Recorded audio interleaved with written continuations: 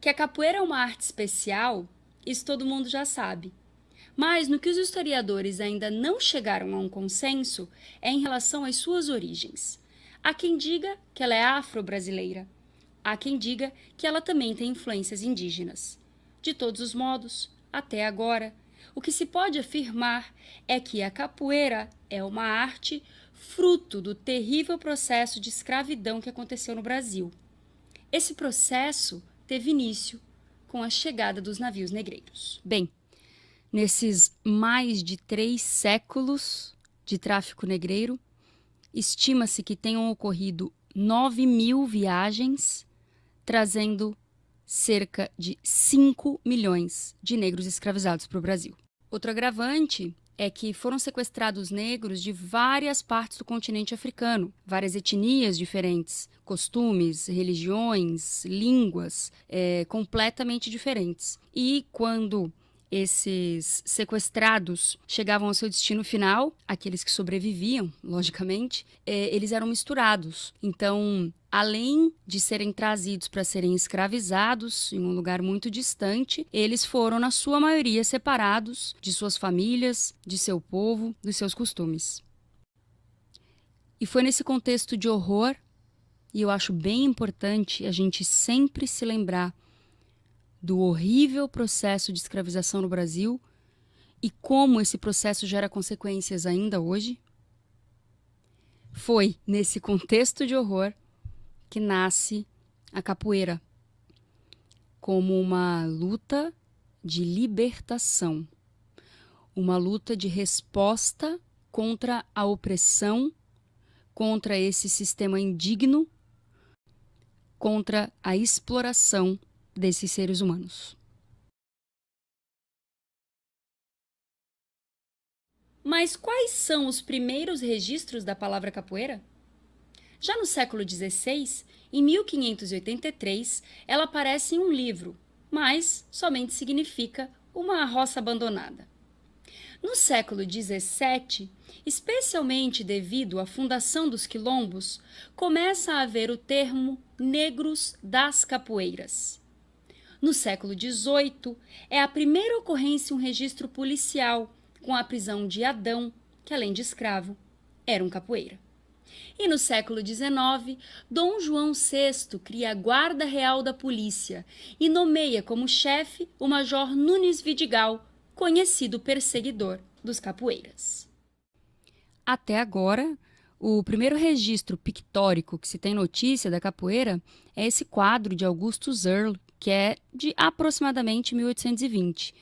Esse pintor era inglês e veio para o Brasil para fazer alguns registros nas suas pinturas.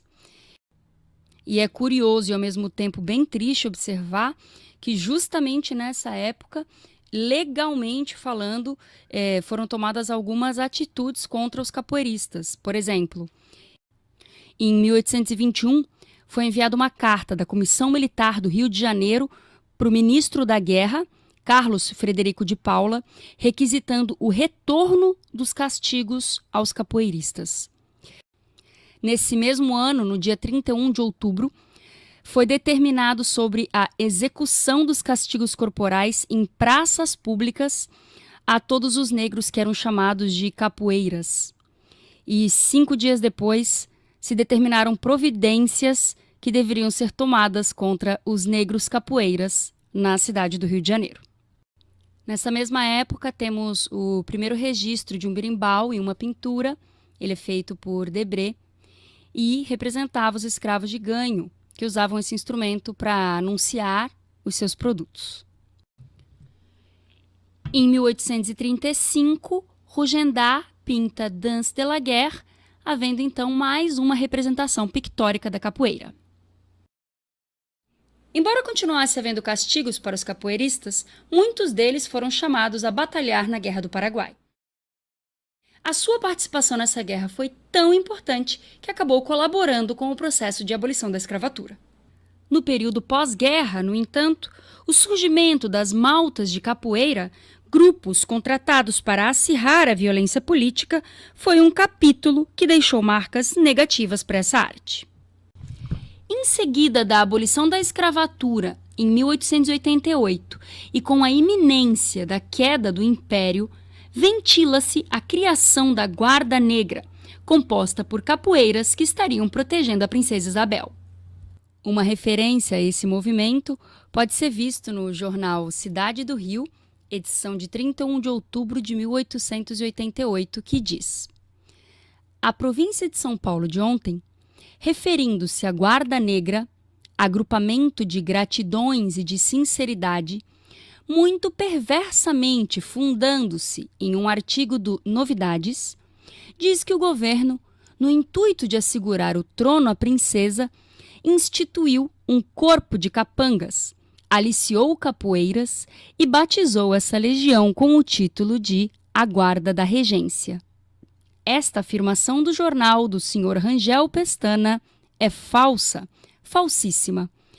Efetivamente, há na corte um corpo de homens que juraram defender a princesa, custasse-lhes embora o sangue, soubessem todos de ficar na barricada republicana. Essa sociedade defensiva não foi, porém, criada pelo governo, mas sim pelo coração. E composta exclusivamente de libertos, são os de 13 de maio organizados em exército que, tomando a gratidão por estandarte, prestaram o juramento sangrado de pagar a liberdade da raça com um ato de amor, dando uma prova ao mundo de que sabem estimar, de que sabem reconhecer, de que sabem amar. A Guarda da Regência não conta no seu número um assalariado.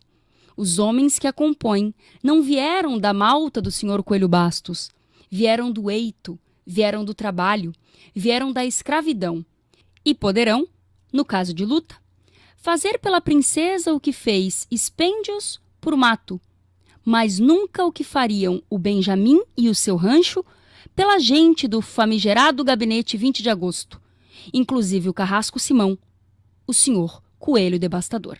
Com a proclamação da República em 1889 e a criação do Código Penal da República, no ano seguinte, a capoeira foi proibida. Assim diz o artigo 402. Fazer nas ruas e praças públicas exercício de agilidade e destreza corporal, conhecida pela denominação capoeiragem, andar em correrias com armas ou instrumentos capazes de produzir lesão corporal, provocando tumulto ou desordem, ameaçando pessoa certa ou incerta, ou incutindo o temor de algum mal. Pena: de prisão celular por 2 a 6 meses. Parágrafo único. É considerada circunstância agravante pertencer o capoeira a alguma banda ou malta. Aos chefes ou cabeças se imporá a pena em dobro. Vários desses capoeiristas presos foram deportados para o presídio de Fernando de Noronha e para a colônia correcional de 2 Rios, na Ilha Grande. Foi proibida, mas não se extinguiu. Adotou outros nomes, criou outras formas de se desenvolver, até que em 1940 o novo Código Penal brasileiro foi instituído no governo de Getúlio Vargas e ali já não é mais citada a capoeira.